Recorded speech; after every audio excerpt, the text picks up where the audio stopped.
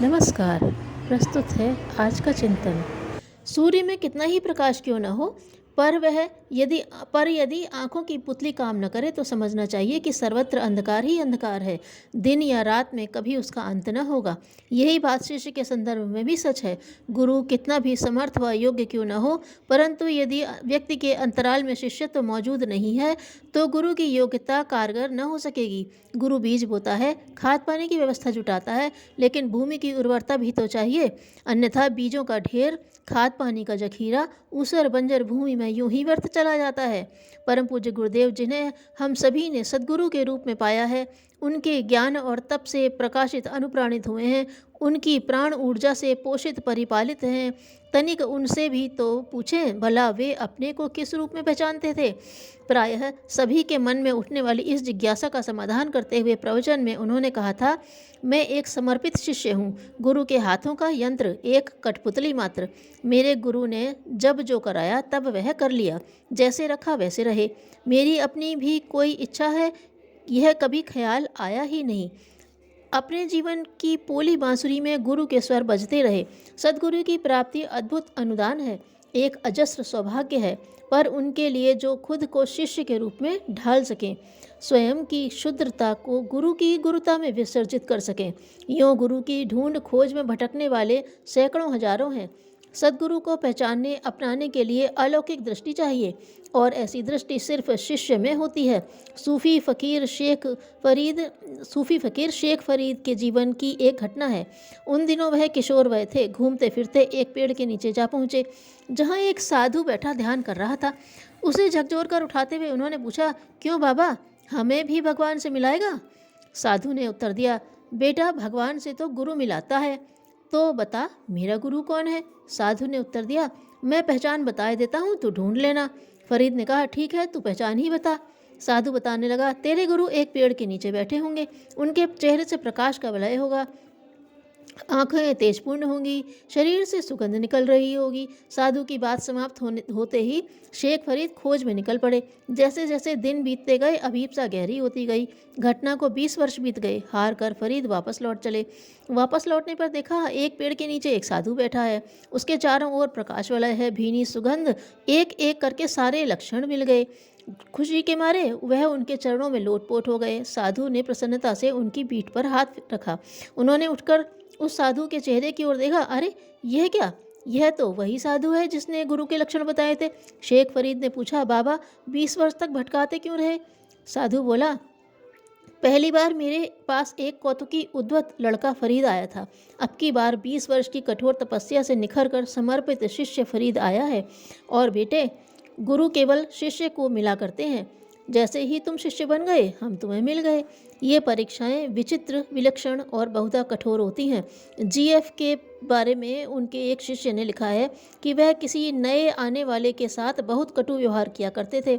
यदि वह प्रसन्नतापूर्वक सब कुछ सहन कर जाता तो उनके द्वारा कराई जाने वाली गोपनीय साधनाओं का अधिकारी होता। एक बार उनसे किसी पुराने शिष्य ने पूछा, आपका व्यक्तित्व इतना प्रेममय है, फिर आप इतना कठोर कैसे हो जाते हैं? गुरु जीएफ का जवाब था, कठोर कहाँ होता हूँ, मैं तो पत्थरों में हीरे छांटता हूँ, हीरे छांटकर उन्हें तराशने लगता हूँ, पत्थरों को फेंक देता हूँ। रामकृष्ण परमहंस ने विवेकानंद के सामने उस समय अपनी समस्त सिद्धियों देने का प्रस्ताव रखा, जिस समय वे और उनका परिवार एक एक अन्न कण के लिए तरस रहे थे। ऐसे में विवेकानंद ने उपेक्षा के स्वरों में कहा था, उन्हें ईश्वरीय प्रेम चाहिए, तुच्छ सिद्धियां नहीं। विजय कृष्ण गोस्वामी ने शिष्य बनने के लिए उत्सुक एक व्यक्ति से कहा था, 12 वर्ष तक लगातार गोवर्धन पर्वत की परिक्रमा कर 13वें वर्ष मेरे पास आना। एक अन्य व्यक्ति के द्वारा कारण पूछे जाने पर उन्होंने कहा, जिसमें 12 सालों का भी धैर्य नहीं, वह मेरा शिष्य नहीं बन सकता। गुरुदेव के अपने जीवन में ऐसे एक नहीं अगणित अवसर आए जब उन्हें कठोर से कठोरतम स्थिति से गुजरना पड़ा। इन परीक्षाओं का जिक्र करते हुए उन्होंने एक स्थान पर लिखा है, लोग गुरु को, भगवान को अपनी इच्छा पूर्ति का साधन मान बैठे हैं, उसे मनमर्जी से चलाना चाहते हैं, पर साधनात्मक जीवन में यह विडंबना संभव नहीं। इसकी शुरुआत ही सद्गुरु में अपनी समस्त इच्छाएं विसर्जित करने से होती हैं। मेरे गुरु ने मुझे धोबी की तरह पीट पीट कर धोया है, धुनिये की तरह धुनाई की है। सचमुच जीवन इस तरह की परीक्षाओं का क्रम अनवरत चलता रहा। पर उनके अस्तित्व से एक ही ध्वनि झंकृत होती है, गुरु सो गुरु, आदेश सो आदेश, अनुशासन सो अनुशासन, समर्पण सो समर्पण। मार्गदर्शक पर विश्वास किया, उसे अपने आप को सौंप दिया, तो उखाड़ पछाड़ क्रिया में तर्क संदेह क्यों। एक अन्य स्थान पर उनके शब्द हैं, हमने अपना शरीर, मन, मस्तिष्क, धन और अस्तित्व, अहंकार सब कुछ मार्गदर्शक के हाथों बेच दिया है। हमारा शरीर ही नहीं, अंतरंग भी उसका खरीदा है। अपनी कोई इच्छा शेष नहीं रही, भावनाओं का समस्त उभार इसी अज्ञात शक्ति के नियंत्रण में सौंप दिया है। अस्तित्व का ऐसा समर्पण लगता बड़ा भयप्रद है। मैं नहीं और तो मेरा नहीं, तब फिर दुनिया में जीने का क्या प्रयोजन। प्रत्यक्ष में घाटा ही घाटा।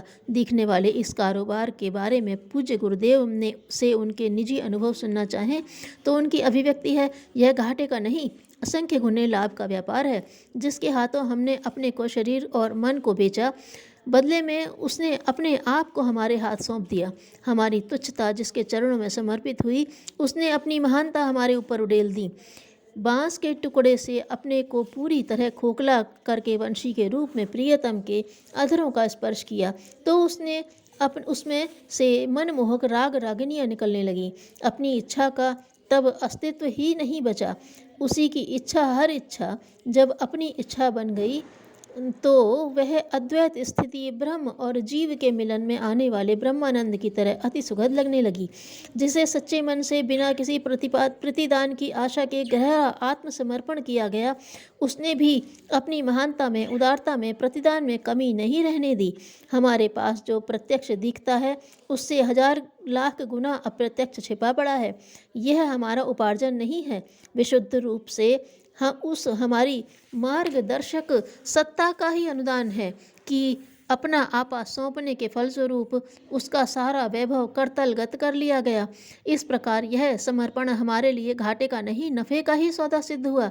यह समर्पण की वह कसौटी बनी जिस पर बार बार कसकर उनका शिष्यत्व खरा प्रमाणित हुआ। समर्पण को यदि शिष्यत्व का पर्याय कहें तो कोई अतिशयोक्ति न होगी।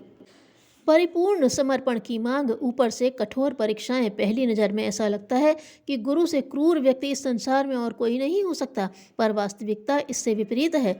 गुरु से बड़ा प्रेमी खोजने पर तीनों लोकों में न मिलेगा।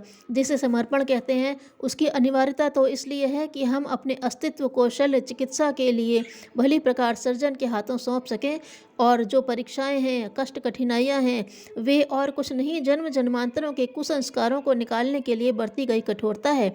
गुरु और शिष्य का संबंध रागात्मक संबंध है, प्रेम संबंधों का उच्चतम आदर्श है। सांसारिक संबंधों में सबसे घनिष्ठ रिश्ते 2 ही हैं, माँ और शिशु का संबंध, पति और पत्नी का संबंध। परंतु इन रिश्तों की भावभूमि शरीर और मन के तल तक सीमित होकर रह जाती है, जबकि गुरु और शिष्य आत्मा की व्यापकता में फलते फूलते परिपुष्ट होते हैं। इस तथ्य को स्वीकार करते हुए उनके शब्द हैं, हमारे मार्गदर्शक को हमसे बहुत अधिक प्यार है, और उनका स्वयं का प्रेम अपने मार्गदर्शक के प्रति कैसा है, इसे उन्हीं की अनुभूतियों में सुने। अपने मार्गदर्शक के प्रति हमारी प्रेम साधना को यदि सांसारिक रिश्तों से तोला जाए तो उसकी उपमा पतिव्रता स्त्री के अनन्य प्रेम से दी जा सकती है।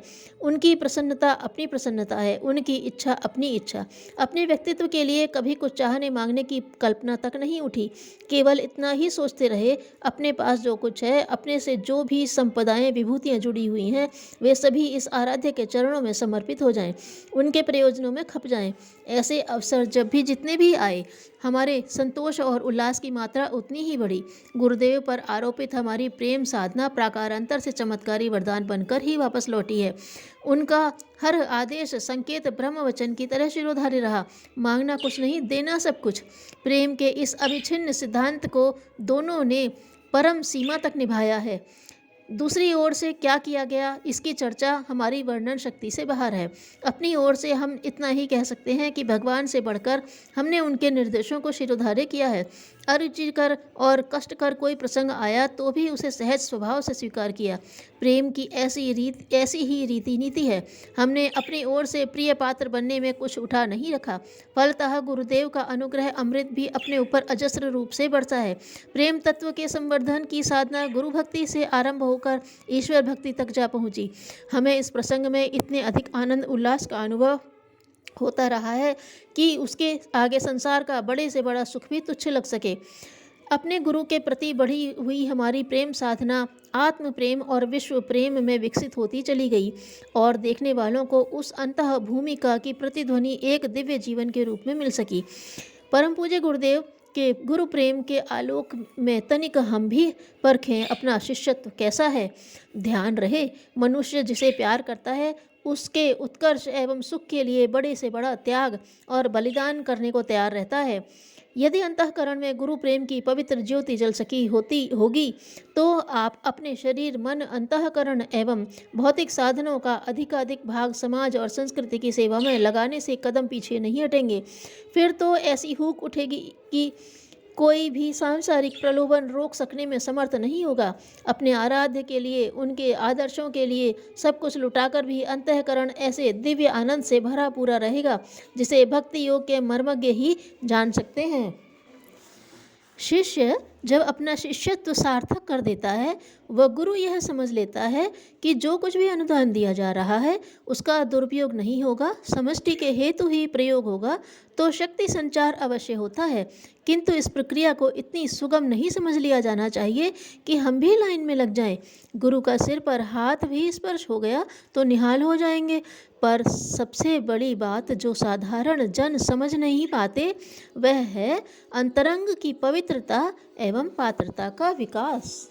धन्यवाद।